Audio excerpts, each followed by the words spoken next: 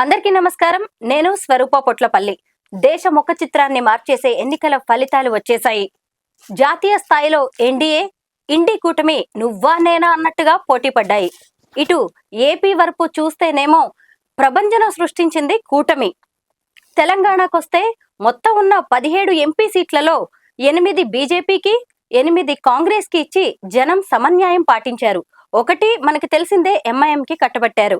ఇంతకీ అసలు జాతీయ స్థాయి రాజకీయ ఎలా ఉండబోతున్నాయి, అలాగే రాష్ట్రంలో ఏమైనా మార్పులు జరగబోతున్నాయా, కొత్త పిసిసి చీఫ్ గా మహిళ ఎవరైనా రాబోతున్నారా, జగన్ పరాభవం వెనక షర్మిల పాత్ర ఏంటి అనే విషయాల మీద మనతో విశ్లేషించడానికి కాంగ్రెస్ సీనియర్ నేత ఇందిరా శోభన్ గారు ఉన్నారు. ఆవిడతో మాట్లాడి అనేక విషయాలు తెలుసుకుందాం. మేడం నమస్తే.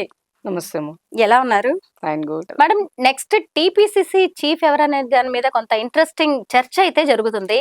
ఇందాకే సీఎం నివాసంలో జరిగిన చిట్ చాట్ లో నేను రేవంత్ రెడ్డి గారిని కూడా అడగడం జరిగింది. పిసిసి చీఫ్ ఎవరు సార్, మహిళకి ఇవ్వచ్చు కదా అని కూడా నేను అడిగాను. ఎందుకు ఇవ్వకూడదమ్మా, ఇవ్వచ్చు అన్నారు. అయితే ఏంటి మీకైతే పార్టీ పరంగా ఉన్న ఇన్ఫర్మేషన్ అయితే ఏంటి? ఎలాగో ఏఐసిసి డెసిషన్ తీసుకుంటుంది, బట్ ఇక్కడ నుంచి రిపోర్ట్స్ వెళ్తాయి. ఎవరు నెక్స్ట్ కాబోయే టీపీసీసీ చీఫ్? ఒకవేళ మహిళకే ఇవ్వాలనుకుంటే ఆ సీనియర్ మహిళా నేత ఎవరై ఉంటారు? ఇప్పుడు ఉన్నటువంటి ఉమెన్ దానికన్నా కూడా జనరల్ గా బీసీకి ఇవ్వాలి అనేది ఆల్రెడీ పార్టీలో ఒకసారి డిస్కషన్ జరిగింది.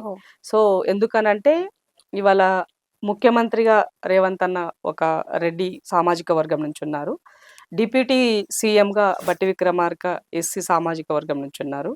సో బీసీ సామాజిక వర్గానికి పిసిసి ప్రెసిడెంట్ ఇస్తే పార్టీ సోషల్ ఇంజనీరింగ్ అనేది పర్ఫెక్ట్ గా జరిగింది అనే దానికి ఒక ఇమేజ్ ఇచ్చినట్టు కూడా అవుతుంది అన్నదానికి ఒక ఆలోచన ఉంది. కాబట్టి బీసీలకే ఇవ్వాలి అనేది చర్చ అయితే ఆల్రెడీ అయిపోయింది. ఏఐసిసి లెవెల్లో కూడా అది డిసైడ్ అయినట్టుగా నాకు తెలుసు. బట్ పేరు ప్రపోజల్కి సంబంధించిన దానికి కొంచెం ఇక్కడ ప్రభుత్వానికి అంటే రేవంత్ అన్నకి కొంచెం కంఫర్ట్గా ఉండే విధంగా, కాంట్రవర్సీస్ లేకుండా, ఆర్గనైజేషన్ పైన కొంత పట్టు ఉండి ఈజీ మూవింగ్ ఉండే విధంగా ఉంటే బాగుంటుంది అన్నది ఎవరైనా ఆలోచిస్తారు. సో అదే లైన్లోనే కొంత డిస్కషన్ అయితే జరుగుతుంది. బట్ అల్టిమేట్ ఎవరికంటే బీసీలకు వస్తుందని మాత్రం నాకు తెలుసు. అది మహిళైనా కావచ్చు, అది ఎవరైనా అయి ఉండొచ్చు. లోక్సభ ఎన్నికలు అయిపోయాయో లేదో ఇక నామినేటెడ్ పదవుల మీద చర్చ అనేది కూడా జరుగుతూనే ఉంది. ఏంటి, మేము ఇందిరా శోభన్ గారిని ఏదన్నా నామినేటెడ్ పోస్ట్ లో చూసే ఛాన్స్ ఉందా? జనరల్ గా అయితే రేవంత్ అన్న పనివంతుడు, పని చేసే వాళ్ళని ఇష్టపడతాడు. ఆయన ఎక్కడున్నా సరే పని చేసే వాళ్ళని పిలిచి బాగా చేస్తున్నారు వాళ్ళు. ఎందుకంటే ఎగ్జాంపుల్ నేనే దానికి. ఎందుకంటే ఒకరోజు ఇలాగే ఆర్టీసీ వాళ్ళకి సంబంధించి ఏదో కాల్ఫర్ చేశారు రేవంత్ అన్న వర్కింగ్ ప్రెసిడెంట్ గా ఉన్నప్పుడు. నేను ప్రగతి భవన్ ముట్టడికి కాల్ఫర్ చేసినప్పుడు నేను సీతక్క మేము ప్రగతి భవన్ ముట్టడించాం. నేను గాంధీ భవన్కి వెళ్ళినప్పుడు రేవంత్ అన్న నేను చూడలేదు వాస్తవానికి. హారన్ కొట్టారు, నేను కూడా ఎవరో లేనుకుని పట్టించుకోకుండా వెళ్ళిపోతున్నాను. వెనక నుంచి వాళ్ళ సెక్యూరిటీ చెప్పి పిలిపించారు, ఇందిరాన్ని పిలవండి అని. అంటే నేను వెళ్ళాను వెనక్కి. అంటే అంటే మగవాళ్ళంతా ఇంట్లో పండుకుంటే మగవాళ్ళలాగా వెళ్ళి ప్రగతి భవన్ ని టచ్ చేసావమ్మా, టచ్ చేసావు, చాలా హ్యాపీ అనేసి అప్రిషియేట్ చేశారు. అంటే ఒక పని చేసేవాడికి ఎదుటి వాళ్ళ పనితనంని ఐడెంటిఫై చేస్తారు. అది నేను గమనించాను రేవంత్ అన్న దగ్గర. కాబట్టి పని చేసే వాళ్ళకి తప్పకుండా ఆ పొజిషన్ ఇవ్వడానికి తను సిద్ధంగా ఉంటారు ఎప్పుడు కూడా. దానికి ఎలాంటి అభ్యంతరం ఉండదు. కాబట్టి నేను కూడా ఆ రేస్ లో, ఆ లైన్ లో, అంటే రేవంత్ అన్న ప్రభుత్వంలో నేను కూడా భాగస్వామ్యాలుగా ఉంటానని అయితే అనుకుంటున్నాను. ఇంకో విషయం ఏంటంటే రేవంత్ అన్న ఫస్ట్ టైం పాదయాత్ర చేసినప్పుడు అచ్చంపేటలో అన్న వర్కింగ్ ప్రెసిడెంట్ గా ఉండి రైతులకి సంబంధించి అప్పుడు ఆయన ఒక వేదిక పైన రైతు దీక్ష ఉండింది అచ్చంపేటలో.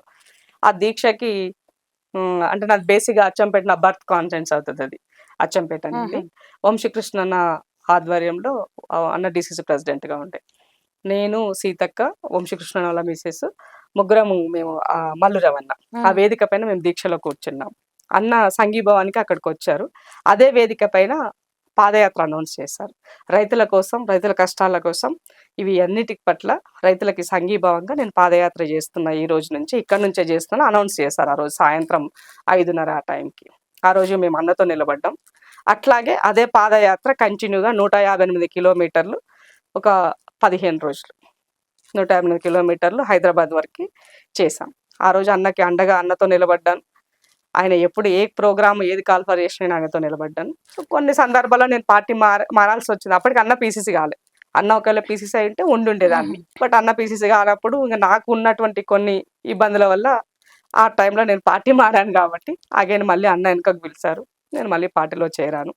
సో కాబట్టి బయట ఉన్న నేను కాంగ్రెస్ ఐడియాలజీ పనిచేసిన, అదే కేసీఆర్ పైన కొట్లాడిన. నేను ఇక్కడున్న అదే పని చేసిన, అక్కడున్న అదే పని చేసినాను. యాంటీ బీజేపీ దానిపైన పోరాటం చేసిన. సో అంటే ప్రజలకి కష్టం వస్తే ప్రజల కష్టాలపైన పోరాటం చేసిన.